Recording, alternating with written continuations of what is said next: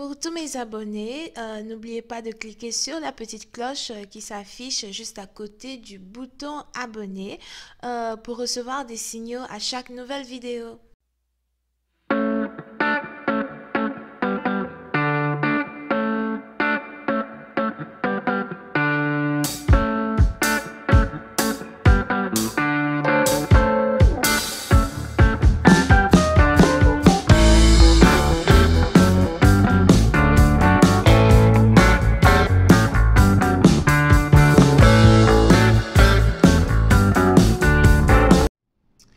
Coucou les amis, bienvenue sur mon channel Lala Tarot Reading.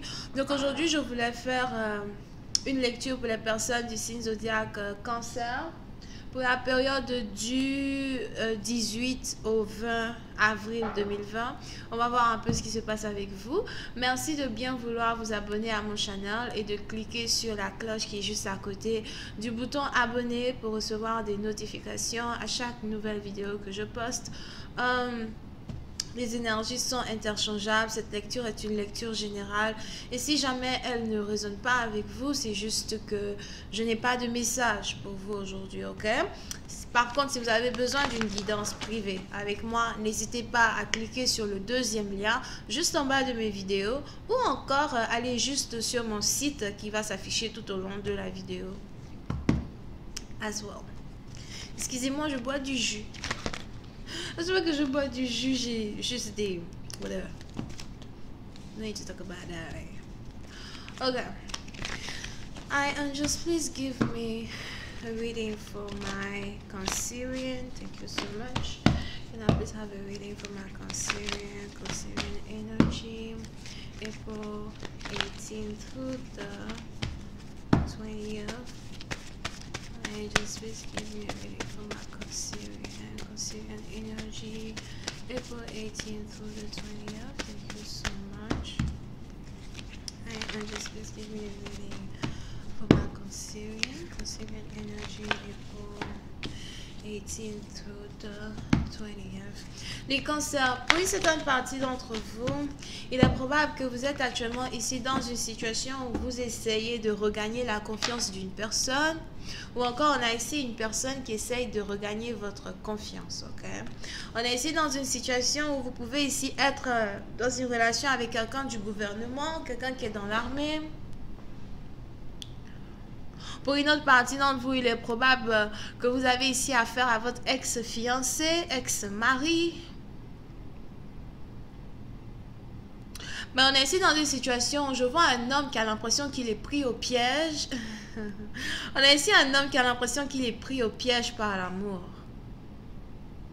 Si vous et votre partenaire, vous n'êtes plus ensemble depuis longtemps, si vous et votre partenaire, vous vous êtes évités depuis longtemps, on est ici dans une situation où vous avez ce même partenaire aujourd'hui qui a l'impression qu'il ne peut pas vous résister. Pour cette partie d'entre vous, si il y a eu une séparation vraiment très longue entre vous et votre ex-fiancé, ex-copain, you know, le seul copain avec qui vous-même vous savez que vous auriez dû être marié. Aujourd'hui, on est dans une situation où vous et ce partenaire, vous avez recommencé à parler.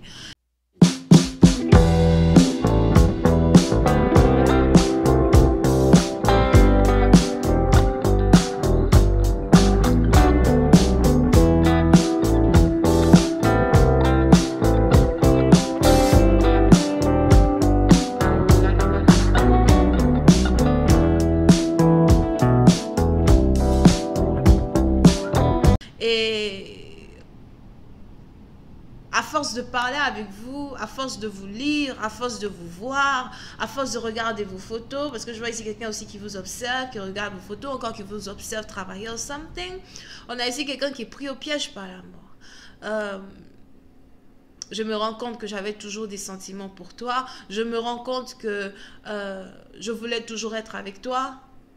Je me rends compte que je ne t'ai pas oublié. Et puis, c'est une partie d'entre vous, vous êtes ici dans une situation où c'est tellement un choc pour votre partenaire de se rendre compte à quel point il n'est pas capable de vous oublier, qu'aujourd'hui, vous avez ici cette personne-là qui est plutôt bouche cousue, ok? sur ses sentiments. On a ici quelqu'un qui ne sait même pas quoi vous dire, il ne sait même pas comment vous parler, il ne sait même pas comment s'adresser à vous de manière correcte. Parce qu'il a ici un surplus d'émotions, une montée d'émotions qu'il n'a pas ressenti depuis longtemps. On a ici quelqu'un qui est en train de tomber amoureux comme un coup de foudre, ok? C'est carrément tomber amoureux une deuxième fois d'une personne qui avait déjà déclenché un premier coup de foudre, au fait, dans la situation. Donc, ce n'est pas la première fois, au fait. C'est-à-dire que la première fois qu'il est tombé amoureux de vous, c'était un coup de foudre, vous étiez ensemble, machin, les trucs se sont brisés, on ne sait même pas ce qui s'est passé, vous êtes séparés. Et aujourd'hui, vous avez gardé une conversation, une communication avec lui, et du jour au lendemain, vous avez cette personne qui est encore en train d'avoir un autre coup de foudre pour vous. Mais cette fois-ci, ce coup de foudre-là que votre partenaire est en train d'avoir de vous, c'est parce que vous êtes devenu une meilleure version de vous-même. Donc, vous n'êtes plus la même personne qu'il avait rencontrée dans le passé. Vous avez évolué, d'accord? Vous avez peut-être été avec d'autres copains après la séparation. Vous avez subi certaines déceptions. Vous vous êtes peut-être même remis en question quand il s'agit ici de votre manière d'être, votre manière de voir la vie, votre manière de communiquer, votre manière de vous tenir. Vous êtes devenu mature.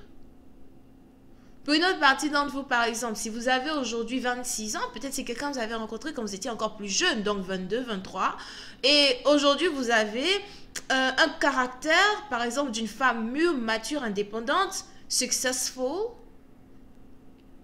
Pour une autre partie d'entre vous, si vous étiez un jeune homme, dans la période où vous avez rencontré cette femme, disons vous avez 25 ans dans cette période, aujourd'hui vous avez peut-être quoi, 30 ans, 31 ans, et vous voyez la vie d'une autre manière. Vous aussi, vous avez évolué sur le plan mental, psychologique.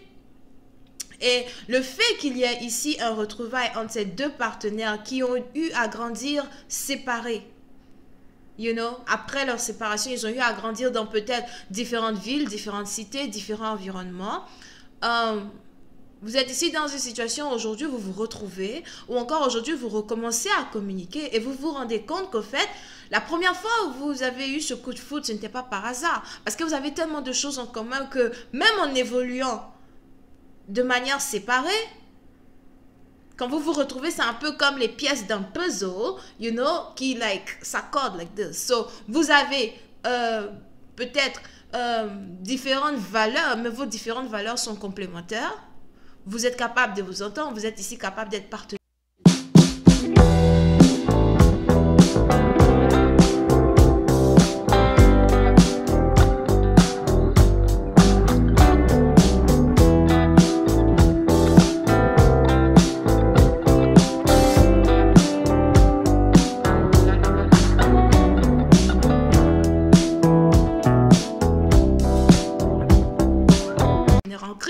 Pour une certaine partie, il est même probable que vous êtes ici en train de tomber amoureux d'une femme qui est toujours vierge, une femme ici peut-être qui n'est pas vierge en tant que telle, mais qui peut-être pratique l'abstinence depuis la dernière fois que vous êtes séparés, qui n'a pas été intime avec d'autres hommes.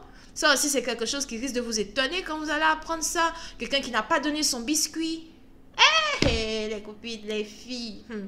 Celles qui ont fermé leur biscuit jusqu'à bon entendeur. On a souffert dans cette histoire de fermer le biscuit. Whatever. So, on est donc ici dans une situation où il y a une renaissance quand il s'agit ici de la confiance que vous avez en votre partenaire. Une renaissance entière de la relation. Over here. Mais pour une certaine partie d'entre vous, même si on est ici dans une situation où vous et votre partenaire, vous êtes en train de revenir ensemble, je vois ici quelqu'un qui veut toujours vous observer. C'est peut-être vous, c'est peut-être votre partenaire. Mais on a ici quelqu'un qui prend son temps pour observer la relation. Je n'ai pas envie de me précipiter dans la relation parce que je veux être sûre que tu as changé. Je n'ai pas envie de me précipiter dans la relation parce que la dernière fois qu'on était ensemble, tu m'as laissé d'une certaine manière que je n'ai peut-être... Enfin, j'ai peut-être digéré la manière dont tu m'as laissé, mais j'ai pris l'engagement de ne plus jamais subir cela again. So, si tu veux revenir avec moi, il va falloir que tu fasses beaucoup plus d'efforts pour me rendre amoureuse de toi et pour que je puisse avoir confiance en toi à 100%. Pour l'instant, j'ai confiance en toi, on dira 50-50. Ok? Pour d'autres, vous êtes encore à 48,5, 49,5% de confiance. On part un peu, encore un peu de pourcentage et puis on sera à 50. Alright? Mais c'est un peu à la Aya Nakamura, quoi. Ne pète pas trop les plombs, je suis à 40%, tu vois. Je peux te prendre de haut. So. On est ici dans une situation où on a donc une réconciliation qui est en train de se passer entre vous et votre partenaire. Mais cette réconciliation est très importante parce que elle est en train de se passer déjà... c'est comme une opération chirurgicale que vous êtes en train de faire sur la base même de votre relation. La base de toute relation successful, toute relation à succès, c'est la confiance. Si je n'ai pas confiance en toi, je sors avec toi, pourquoi?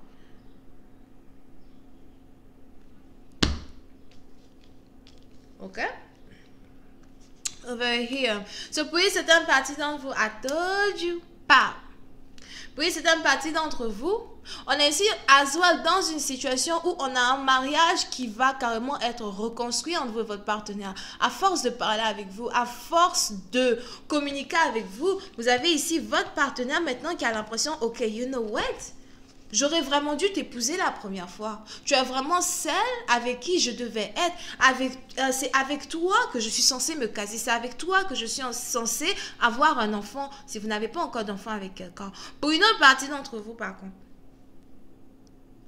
il est probable que si vous étiez ici dans une situation où vous avez annulé des fiançailles, vous et votre partenaire, vous ne vous êtes plus mariés, etc. Pendant votre séparation, on a ici votre partenaire qui est parti avoir une baby mama à côté. Sur le côté, de l'autre côté, tu prends le carrefour à droite, tu tournes là-bas là. Il est parti avoir sa baby mama là-bas. Ok? Et on est ici dans une situation as well où, you know, j'ai l'impression que vous avez ici un partenaire qui veut vous cacher l'existence d'une baby mama. On a ici un partenaire qui veut vous cacher l'existence d'un enfant.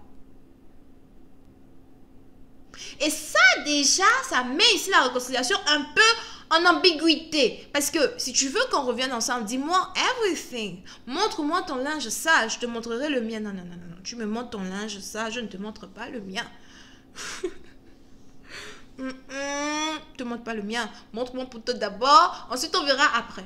Anyway, et on est ici dans une situation où votre partenaire donc vous cache une baby mama. Ça c'est pour une autre partie d'entre vous, parce qu'il n'a pas envie que vous découvriez ici l'existence d'une baby mama et que vous disiez non à sa demande en mariage. Je vais continuer cette lecture sur Vimeo. Pour tous ceux qui sont intéressés, je vous invite à cliquer sur le premier lien juste en bas de la vidéo pour avoir accès à la suite. Pour les autres, si vous avez besoin d'une guidance, je vous invite à cliquer sur le deuxième lien ou tout simplement aller sur mon site internet qui s'est affiché partout pendant la lecture pour pouvoir réserver votre guidance. On va essayer de voir comment cette relation va se développer. Est-ce que vous et votre partenaire, vous allez ici finir par vous marier ou encore est-ce que vous allez au moins arriver à un certain accord? Pour une autre partie d'entre vous, est-ce qu'il va réellement vous révéler l'identité de sa baby mama? Le pire, c'est d'avoir une baby mama qui, au milieu de la cérémonie, apparaît pour tout gâcher. Vous pouvez ici avoir affaire à quelqu'un qui est scorpion, cancer, poisson. Bisous, bye.